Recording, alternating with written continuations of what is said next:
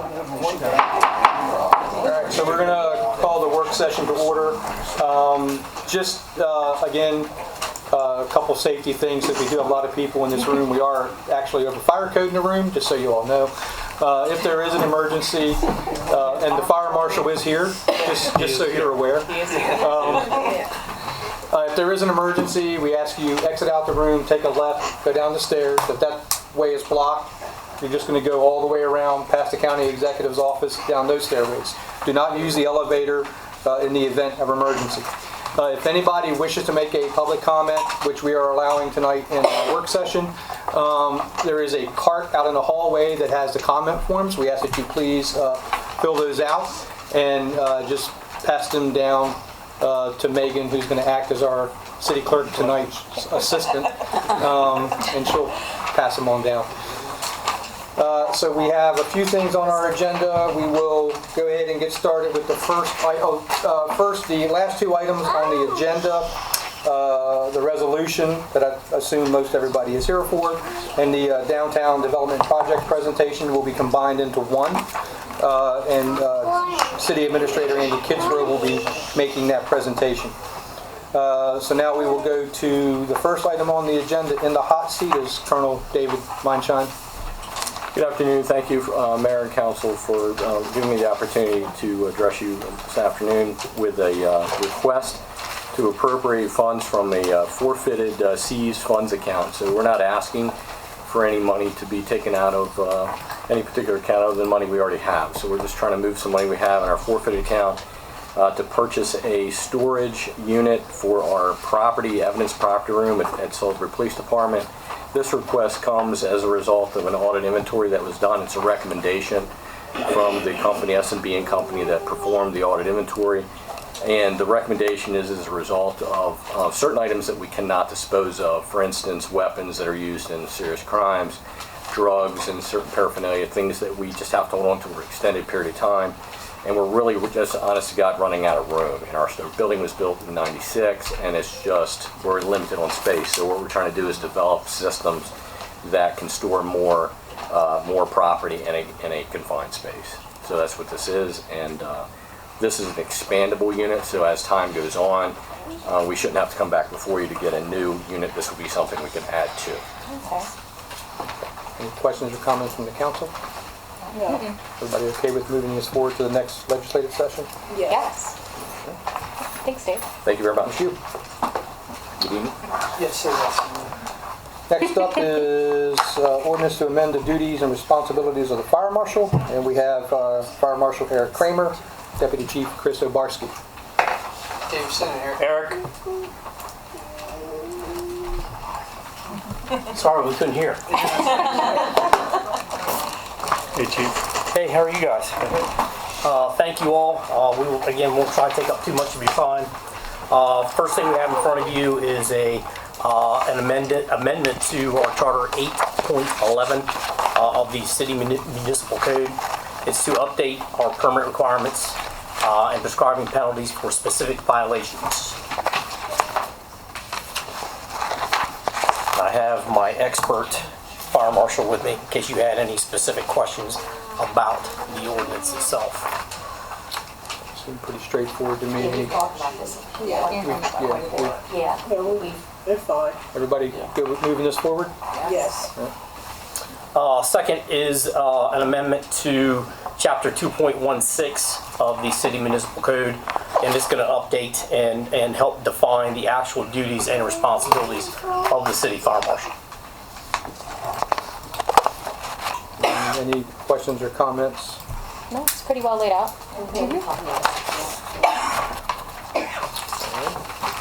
No questions? Yeah, thank you. You're welcome. There you go. Thank Moving this you. forward? It is hot here. It is. Thank you We both. have consensus to move it forward? Yes. Okay, next up is a text amendment to include limited service, rental, or repair establishments in light industrial district. Ryan Soper. I did not have to raise my voice, and he's here. How you doing, sir? Good. Andy, do I need to drive? I think we skipped one. Oh, I'm sorry. Yeah. So this is going to be the Environmental Policy Task Force Right. annual report. My apologies. He's got both of them, so. Okay, thank you, Mr. Thank you, Council. Tonight, I will just be driving this, and we have Dylan Lestranich, who is our sustainability specialist, who will be presenting. So, Dylan, Council. Everyone. Okay. So, as you're all probably aware, the Environmental Policy Task Force was something created in 2020. This is a bunch of recommendations that we got from several different stakeholders, people in the industry, sustainability, environment, etc., that recommended several policies that fell under 5 different subcommittees, and you'll see them here: energy use, emissions, water, wastewater, stormwater, management of open space, transportation, operation, design, and of course outreach and education. So the elements of this, we went through synopsis, the benefits, the barriers, actions required, the climate change implications, diversity and justice, and priority level and recommended timeline. So first we had energy use and emissions recommendations. We kind of broke this down into incorporating energy and emissions assessments into city planning. We are, of course, in the Infrastructure and Development Department. Environmentally conscious building policy for city-owned and private construction projects. Then the city vehicles, the maintenance and use and alternatives. And then we have renewable energy procurement, on-site solar, and community solar.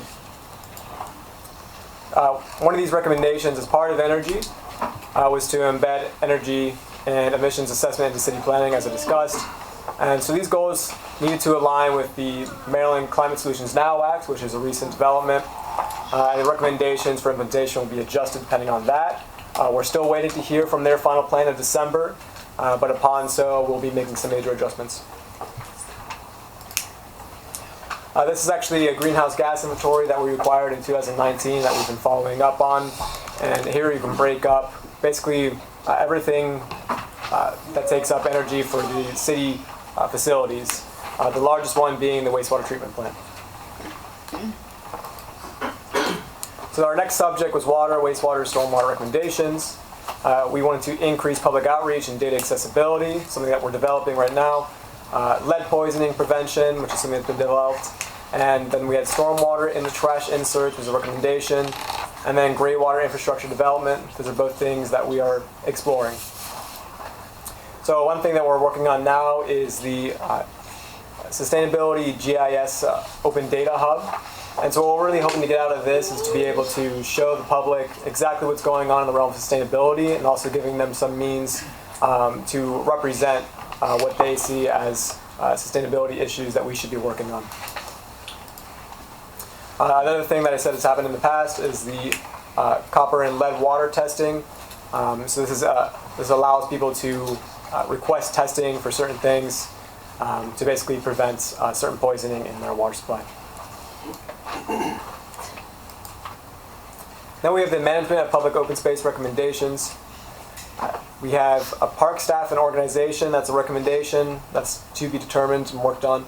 We have established policies and procedures, which we've made some milestones on. Prepare a citywide parks and open space master plan. And then increase collaboration with government, for-profit, and non-profit organizations.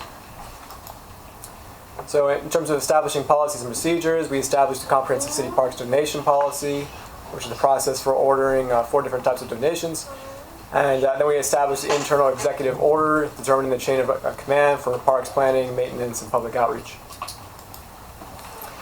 We've been increasing our collaboration with several organizations. This has bore a lot of fruit, and I'm very happy to see that these collaborations have created several different projects, initiatives, and community-wide outreach initiatives.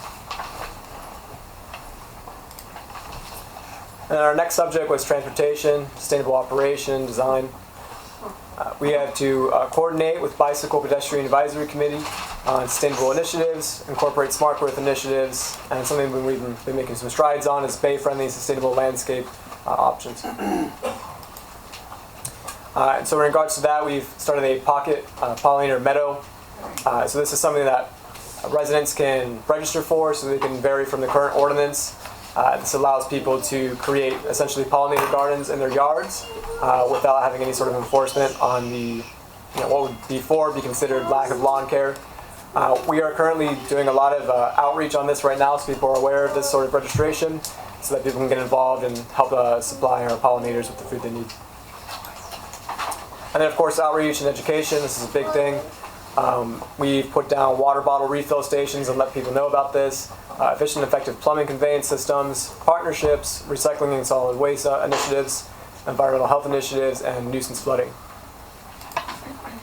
With regards to water bottle refill stations, we put them in City Park, Ben's Red Swings, the Boundless Playground, and the Riverwalk near the pedestrian bridge.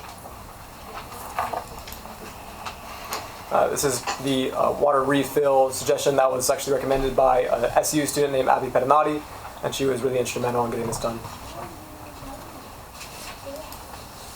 Another partnership that we got involved with was with the SU Environmental Studies Department, and also through their Beacon community outreach with Commonwealth Environmental Trust and the Green Team. And we were able to get a sustainability reports out there for everyone.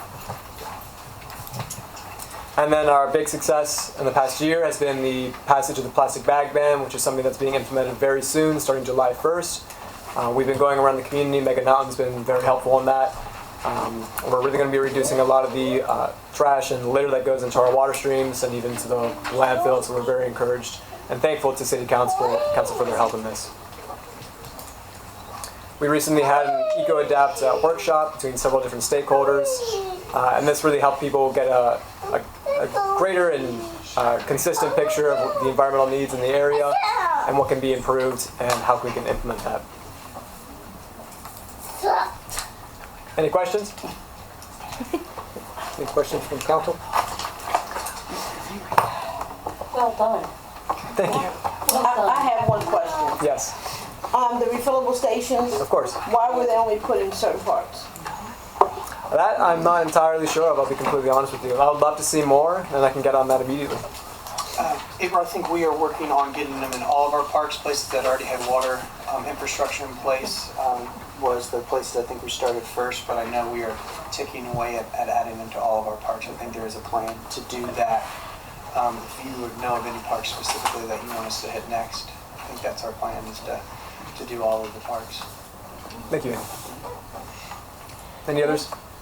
Just want to say I'm really proud of the progress we've made since we had, being lucky enough to serve on the task force from the council. I really think that we've made a lot of great strides. We've got a little bit more work to do, but we've made some really good progress on it.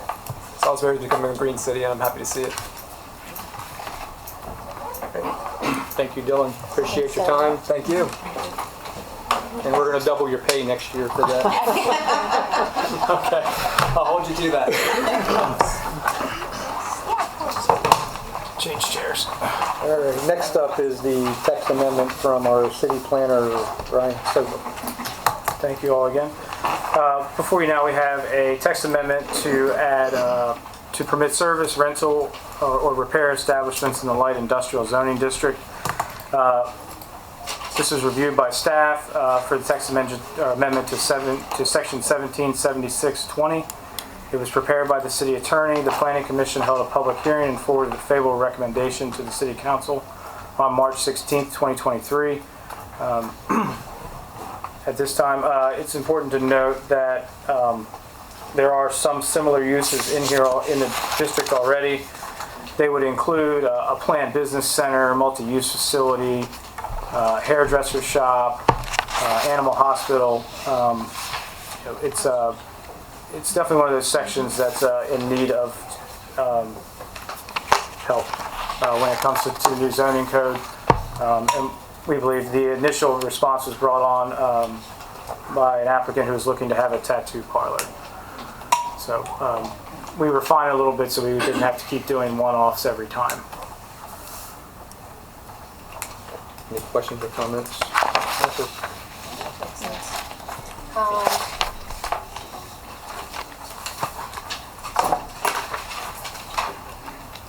I do have a comment. I just feel like at this point, and not that this wouldn't happen or whatever, just to anything additional right now, just for adding anything to the city to cause any new projects. This is, I'm trying to find it. I'm trying to find it. page, you're looking Let's see. at 19. This isn't a project. This is the project, this is just that. This is, Just adding additional stuff to the code. Yeah, so, Right. so It's- these are all the things that are planned Right, and then this is what we're adding. Right. In these kind of like industrial Right. areas. correct. My comment is, any additions at this point, just, we can revisit this at another time. I think we have bigger fish to fry in regards to anything additional right now. We just need to kind of pause and look at it. That's all I'm so saying. from, It goes forward, but I just feel like we need to pause. this came from an individual who is trying to open a I tattoo parlor. I understand, And I understand all so of that. he will not be able to open his business if we do not approve this. That's just my comment. Okay. All right. That's just my comment. That's just me. Okay. That's all, that's just my comment. That's all I'm saying. Any other questions or comments from the council?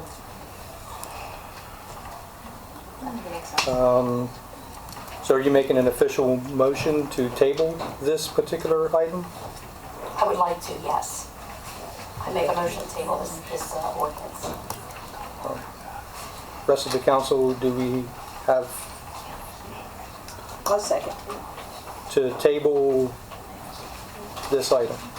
7 seconds. Okay. All right. So anybody else?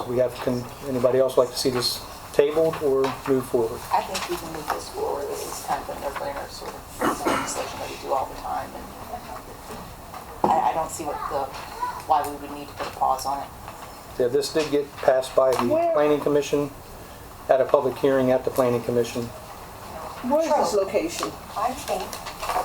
I understand all that. I get that. Where is the location? Most of our light industrial zoning is off of Northwood. I believe this location is up there as well, off of Northwood. For sure up in Northwood, or do you think, or do you know? It was represented to us that the applicant wanted to open up a facility in Northwood. Okay. All right, thanks. But it would obviously impact all of our zoning district for light industrial. Correct. So one thing is from the application Northwood. The second thing is it would impact citywide ordinance, correct? It would impact every light industrial zoning district. Right, okay. Yes. So All right. that area is Okay. industrial. Megan? I feel this is pretty straightforward. I'm comfortable moving it forward, but if the rest of the council feels like we need more time, I'm comfortable also. If they need that extra time to feel comfortable moving forward, I'm fine as is. I think this is very straightforward. I have another question. Sure. We have a tattoo parlor moving in a light industrial area. Yes. So that's where like I know where it is. I know exactly where it is. But my question is, why would we have a tattoo parlor moving into a light industrial? There's nothing industrial about it. Well, I pointed out that also in the district, a hairdresser shop is allowed. I think over time, certain districts and as businesses have evolved and land use has evolved, that Okay. these uses have been added. Brian, let me ask you, how long has that hair salon been there? I do not know that. I don't know when the text amendment was done for that. I think the thing is, though, we need to make sure that our codes are up to date with the changing times. Yes, And that to me is the priority here for that. Yeah. yes. Well, and that's something that Brian will be working on as he does the comprehensive plan. It's a part of that. I support moving this forward. I voted for it on the planning commission. And so if we have 3, we'll move it to the next agenda, or legislative agenda. Thank you, Mr. Soper. Thanks, Brian. Next up is, we're going to have a presentation by our city administrator, and then to discuss the resolution for authorizing a restated disposition agreement for lots 1, 11, and 15. Mr. Kitzrow? Hi, thank you, Councilman Boda. I would like to spend a couple minutes talking about downtown redevelopment. There's been a lot of information that has been circulating, a lot of positivity has been happening. And I want to kind of bring council back up to speed where we are with a lot of our high-profile redevelopments and some of the plans that we have moving forward. First thing I'm going to do is kind of go back in time. We have downtown revitalization. You know, why focus on downtown revitalization in the first place? These are 3 high-profile quotes coming from individuals who really focus on municipalities. I'd like to draw your attention to the middle one. Downtown is important because it's the heart and soul of any community. If you don't have a healthy downtown, you simply don't have a healthy town. Additionally, on the top, a city's downtown area has an important and unique role in economic and social development. Downtowns create a critical mass of activities where commercial, cultural, and civic activities are concentrated. This concentration facilitates business, learning, and cultural exchange. We knew this. We've understood this. So we created a master plan, not just us. Over 2,500 individuals participated in the 2-year process for us to create a master plan in downtown Salisbury, 2015 to 2035, and it was adopted in 2016. You can see all of the people who participated were citizens, city officials, architects, urban planners, graduates, undergraduates, faculty, businesses, nonprofits. Lots of individuals participated. What we created was so high profile that it won the Maryland Sustainable Growth Commission Award in 2017. And it hits all of the areas on business development and green spaces and parking and why you should have infill and what does redevelopment look like and bike lanes and green space. We are only in our 8th year of a 20-year plan, but I think it is important for us to maintain and continue where we are going. Shifting focus is our local housing crisis. We've been talking about this for the last several years. Housing shortage. Salisbury has been among the fastest growing areas in the country for the last decade and a half, but until 2022, housing development was slow. From 2007 to 2017, not a single family house was built in Salisbury. We are down 120 housing units in Maryland. The primary cause of shortage is the slowdown in housing development following the 2008 financial crisis. The primary factor extending the crisis is local government resistance due to political pressure from NIMBYism. Also remember, the people who benefit the most from the shortage are the same people who control the housing inventory. And housing affordability, it's simple as supply and demand. We don't have enough supply, the demand is extremely high, we have extremely high rent, we have extremely high pricing.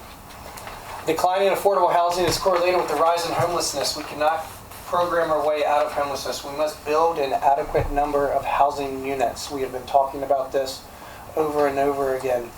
That is seen in our Horizon Incentive Program, our Here is Home incentive programs, our housing expansion plans. Let's talk about new construction.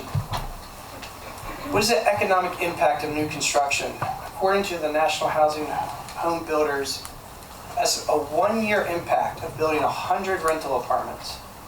As $11.7 million in local income, 161 jobs.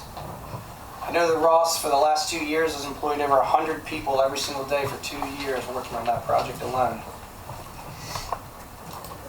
What comes after that first year? $2.6 million every year in local income. 44 more jobs added to the economy. Here's a case study that comes out of Illinois. A $43 million mixed-use development created 400 jobs. The earnings of those 400 jobs, $23 million to the people who work those jobs. $67 million in local economic impact on that one project alone. What did they spend their money on? They spent it on food, restaurants, entertainment venues, year in and year out. Millions of dollars going into our local economy from that one mixed-use development. How do you spark redevelopment? First, we strategize. We create a game plan. Created Vision Salisbury, a 20-year plan. Then we invested. We did our Main Street infrastructure plans. We've created our special events and our cultural activities. We've refocused our area on a vibrant downtown by creating the Arts, Business, and Culture Department. We are sparking redevelopment in downtown. We have created incentives. This is a very important thing for us to remember why we created Horizon and the Here is Home program. Salisbury is a tertiary market. Tertiary markets mean private equity does not want to invest in that marketplace. So without incentives or state aid, no housing development project would have moved forward in downtown. The large, high-profile developments, not one of those would have moved forward without incentives or state aid. And then we have to pass legislation and planning documents that move this vision forward. So what does that mean for what is on the table? These are the big six. The Ross, Salisbury Town Center, which is Lot 1, 11, and 15. Salisbury Market Center, which is Lot 30. Marina Landing on the property that's going to be developed over behind the marina. Lot 10, and then Lot 16. What are the potential impacts of those downtown developments? 700 housing units, 110 hotels, 2,200 people living downtown, $250 million in construction, up to $350 million of construction during jobs. Look at those jobs. Economic impact every year based off of those 6 developments, and an increase of 350 jobs. So these have a real impact to our economy? They do. They have a real impact to where we want to be and what we can do. So what are the status of these projects? Here's the timelines of the status in the downtown housing projects. We surplused all the properties because we knew we needed to. We awarded to developers to develop these projects. We have initiated land disposition agreements. We've contracted sales. We've gone to at least initial settlement or final settlement on every one of these projects. And we have supporting legislation to look at all of those. Now what is on the table later tonight, which we'll jump into, is the one that's highlighted in red, Resolution 3263. That is discussing the restated LDA of Lot 1, 11, and 15.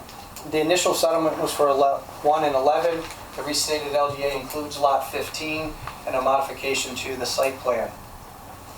We have already gone to initial settlements on Lot 1 and 11. Those are off the table.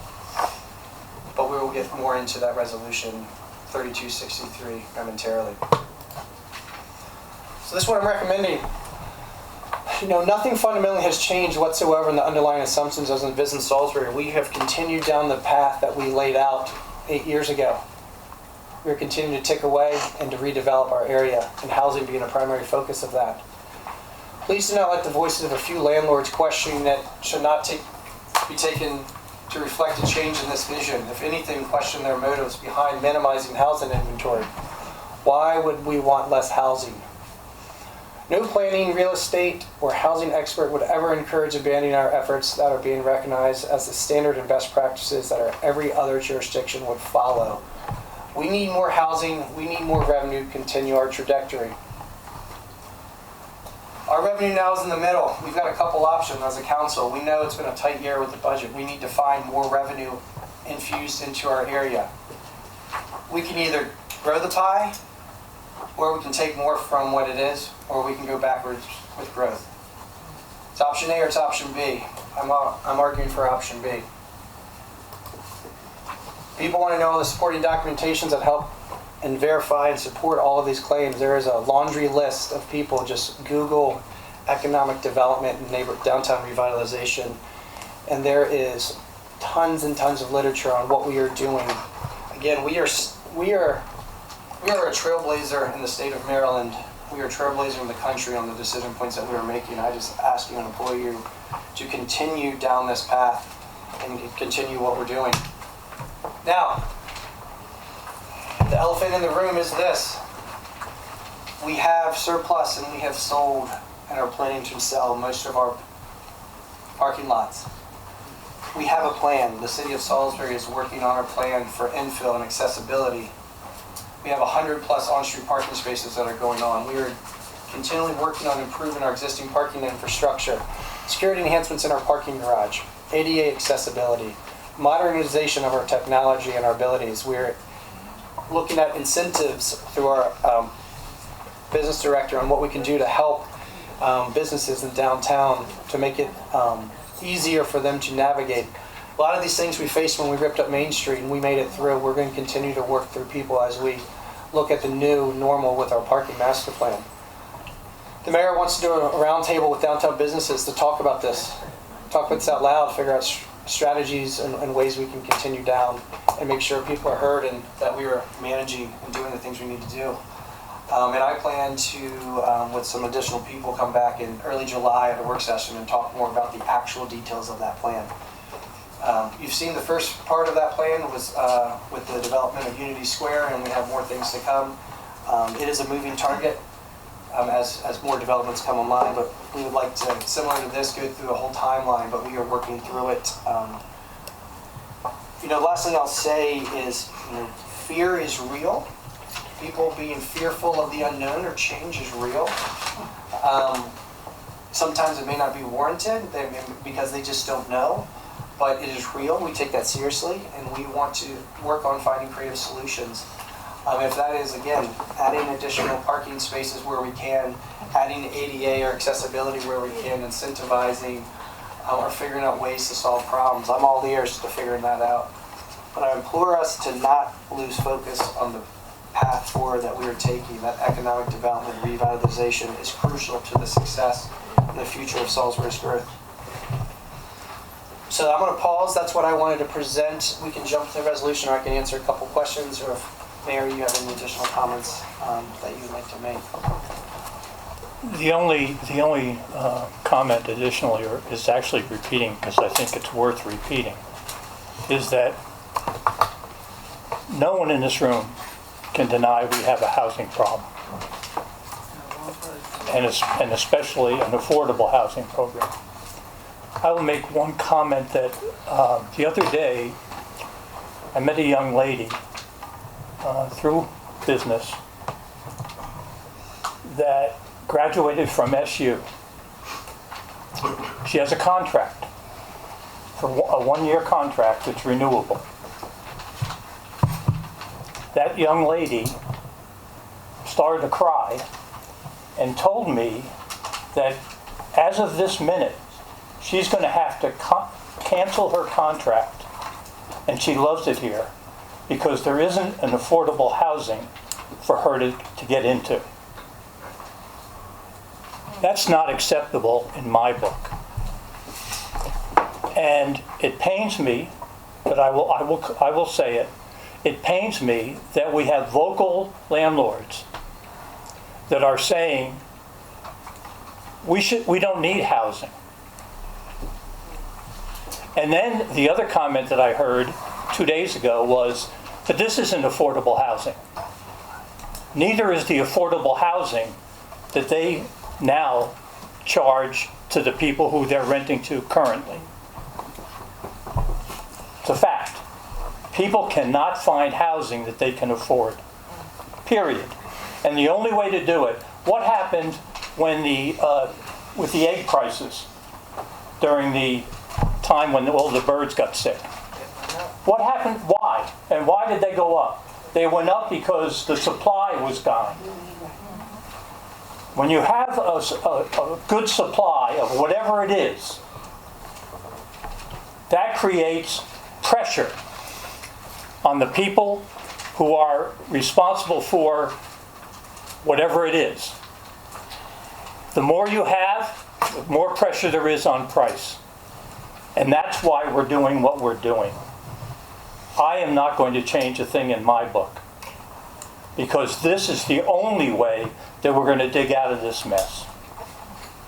Well, I have something to say. Now, myself, I do believe in affordable housing. And I do believe we need housing. But when I asked the question a few months ago, or maybe a year ago, when this project came up, I asked the question to one of the developers, how many affordable houses are you going to have, units are you going to have in this complex? They couldn't give me an answer. They couldn't give me an answer. And I remember that avidly. I remember them not saying, so what is the guarantee that we're going to have affordable housing in these apartment complexes? One of the developments of one of the lots is designed as affordable housing, low-income housing. That's happening. on lot 30. Okay, now I have another question. When it came to the master plan, why hasn't anyone seen the master plan? It's been on the site. I couldn't find it. No. I couldn't find it. It is, you gotta, it's under a different, it's not where you think to look for it, actually. It's not there. Well, I'm just going to say this. Like I said, I believe in revitalization, but I just believe that the downtown area has gotten everything, and the other districts have gotten absolutely nothing. And I'm about headed with it. I mean, I'm serious about this. If anybody believes in affordable housing, it's me. I live in affordable housing. I live in it. I have a daughter who lives in housing where her rent is $1,500. She has a child. I have another daughter who is buying a home. Her mortgage, she is high. I mean, I understand this. Don't think I don't understand, but how fast do we think we're going to get these affordable housing up? How fast do we think that we can do this? As And fast why as- are we taking,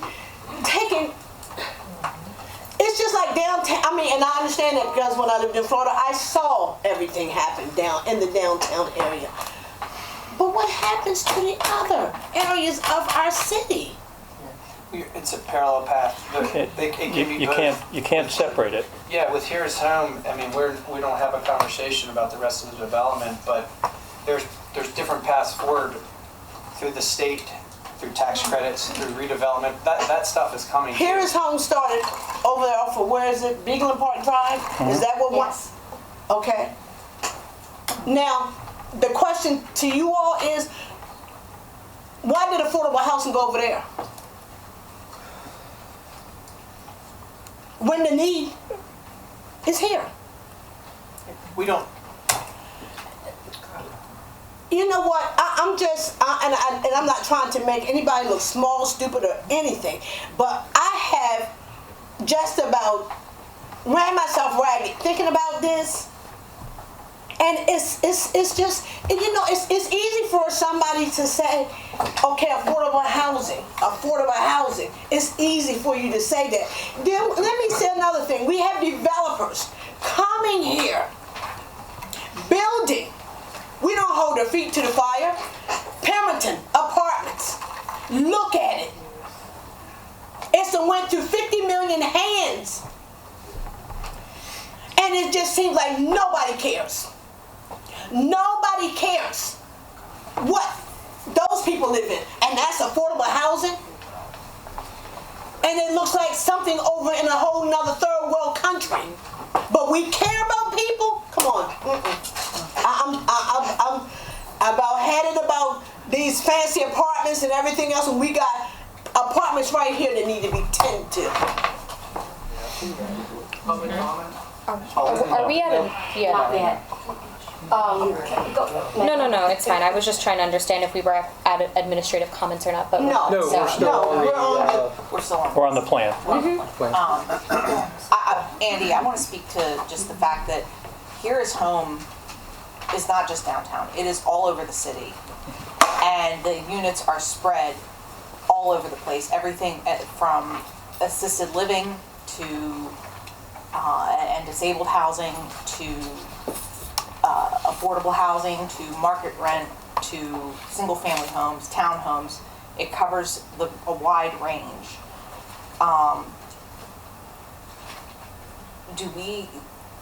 Can you send out the map again to everybody so we have the map for where all of the locations are? Because I think a good refresher for that would be show us where, because they really truly are throughout the city. It is not just downtown. There are a lot of units going up in different places. There's single family homes being built in Angela's district. Correct.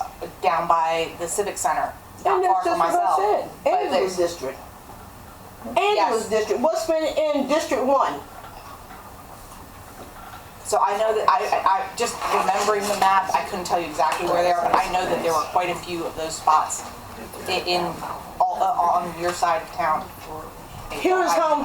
Here is Home has been in function in how long? 3 years? 2 years? 3 years? 2 years. When did they build them? Well, they have, That's the what, question. 5 years to. Yeah. Okay, but they haven't built them. Well, development's a pretty long and lengthy process. And I understand that, and that's what I do know. That's why I am putting the question on the table. How fast do we think that we can get these houses up? And where do we choose for them to go? So, a couple things. Here's Home being the catchphrase that we've used for that, but that housing expansion incentive program really had three facets. There was the waiver of building permits based off of an aggressive timeline to develop. We needed housing now.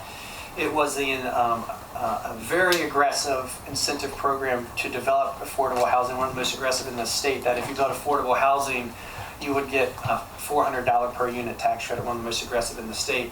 And then there was incentivizing development for nonprofit companies that specialize in the Salisbury neighborhood housing and Habitat for Humanity. There's actually a three-pronged approach. A lot of that was based off of, there's two ways we can do this, Angela and Michelle. We can incentivize districts, areas that we want to push that and have further that, or we can do it as more of a community-wide thing. Knowing at the time for downtown revitalization as a key to our success, we incentivizes that. The state incentivizes other areas, enterprise zone, rise zone, different things like that.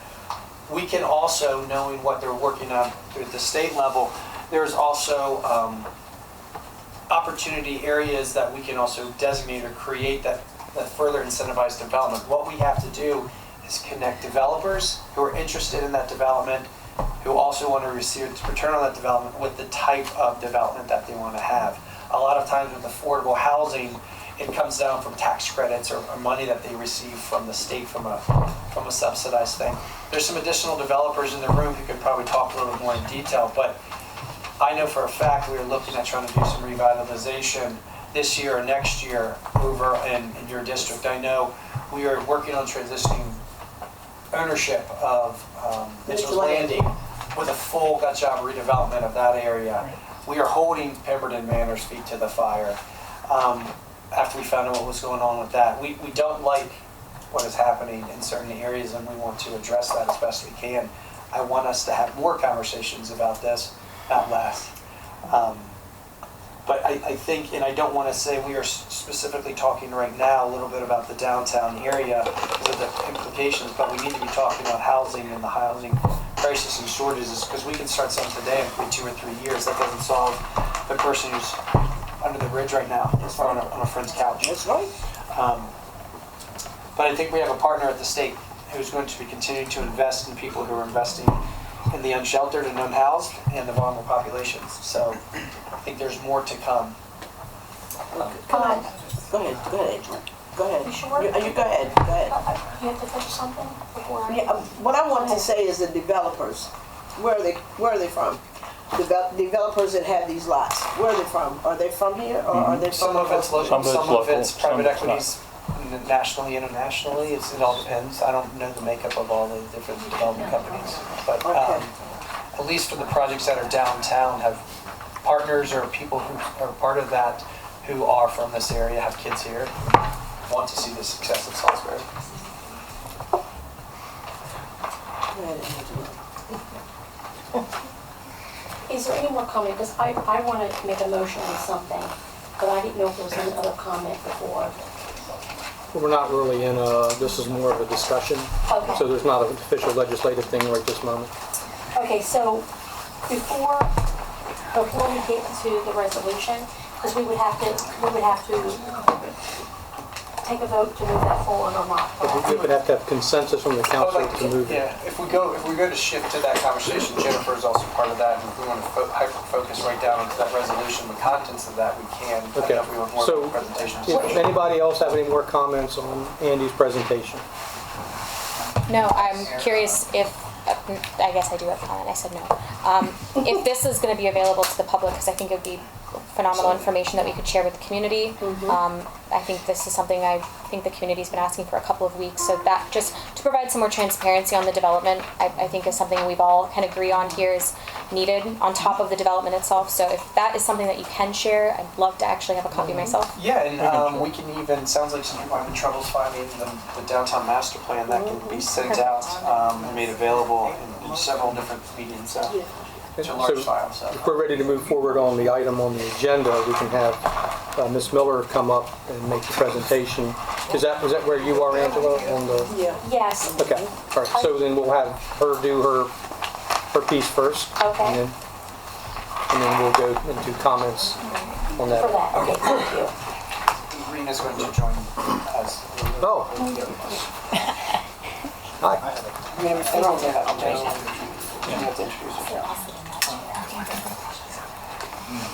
Rena, could you introduce yourself and then tell everybody what you... Why I'm here. My name is Rena Patel. I'm from the law office of Mariana Beatty. I serve as special conflicts counsel for the city, and for this purpose, I'll be representing the city.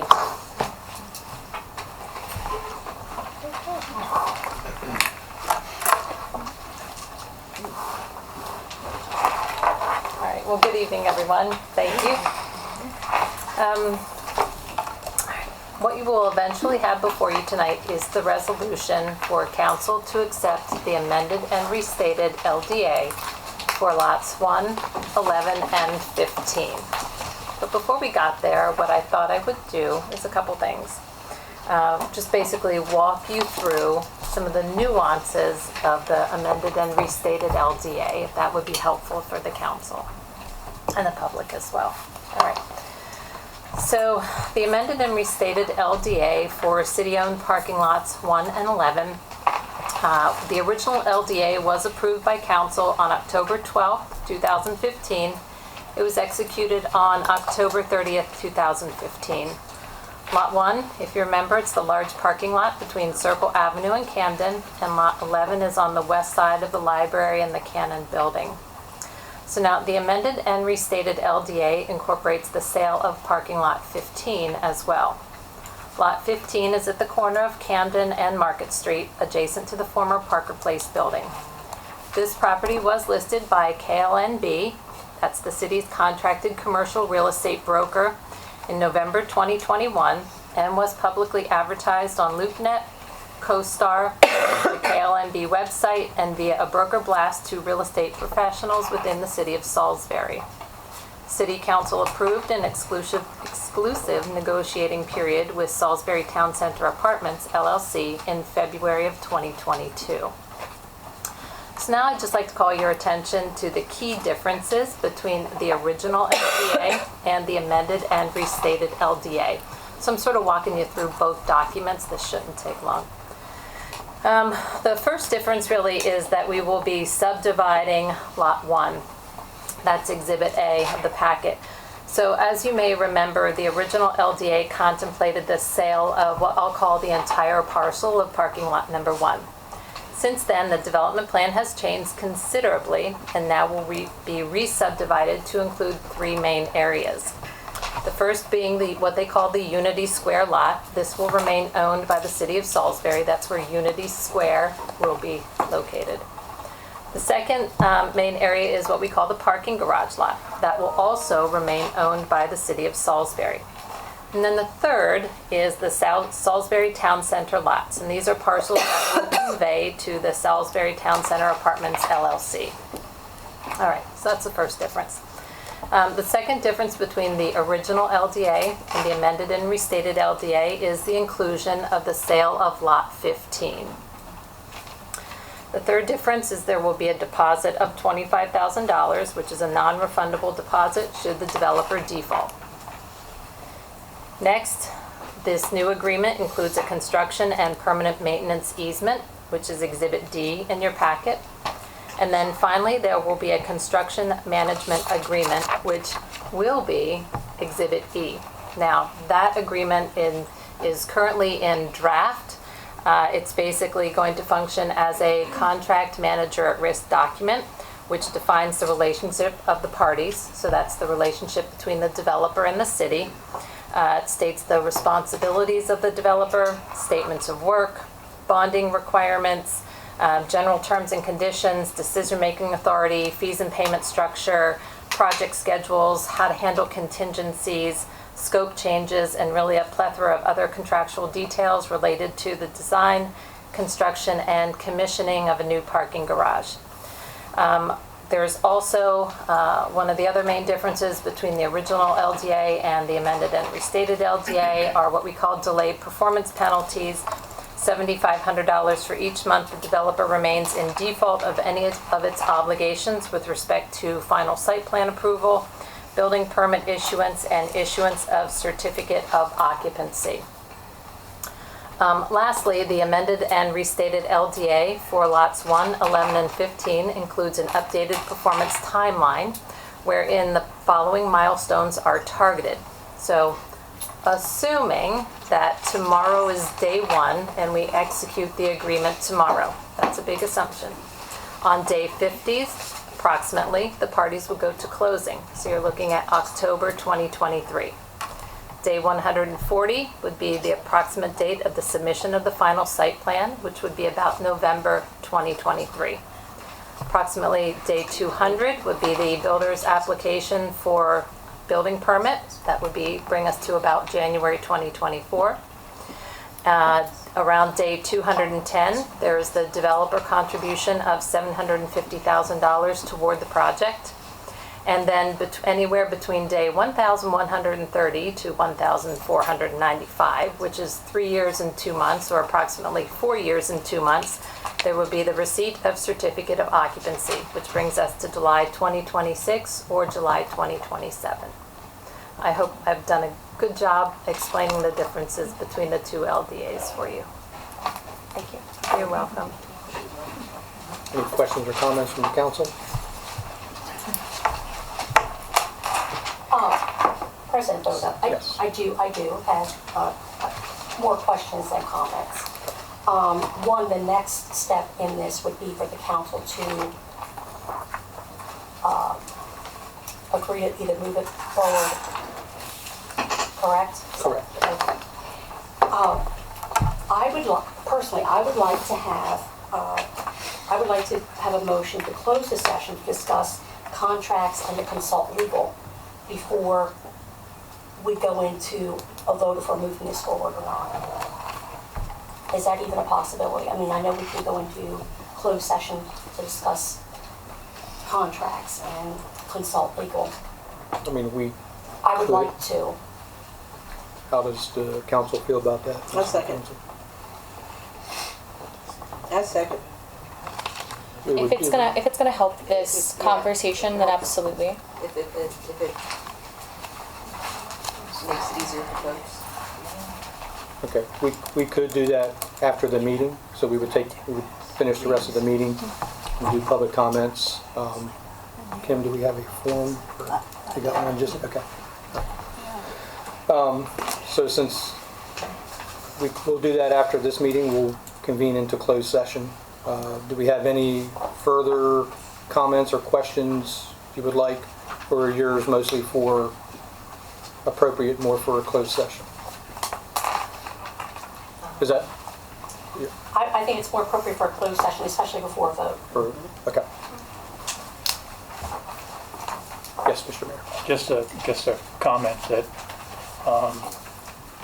if there's consensus already, then we can go into closed session because we can always vote negative. You can always vote negative when it comes to council.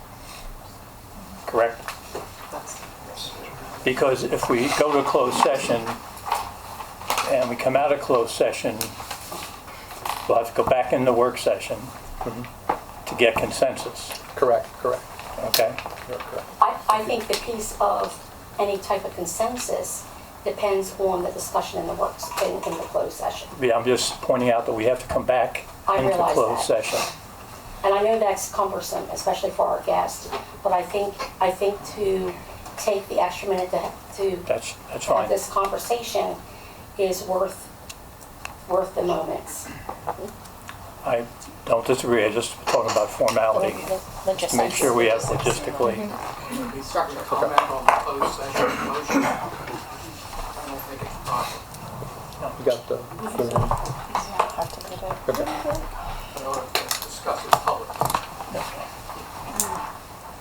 Not behind closed doors. I mean, I could fill it out after we. Okay.